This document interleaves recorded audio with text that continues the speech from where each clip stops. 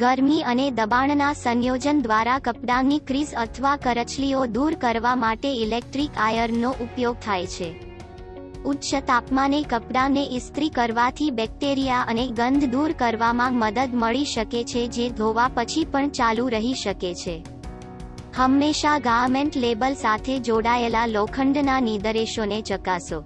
જ્યાં લેબલ ન હોય તો કાપડના પ્રકારથી વાકેફ રહો. કાપડને ઇસ્ત્રી કરવા માટે યોગ્ય ટેમ્પરેચર ડાયલ પર સેટિંગ પસંદ કરો.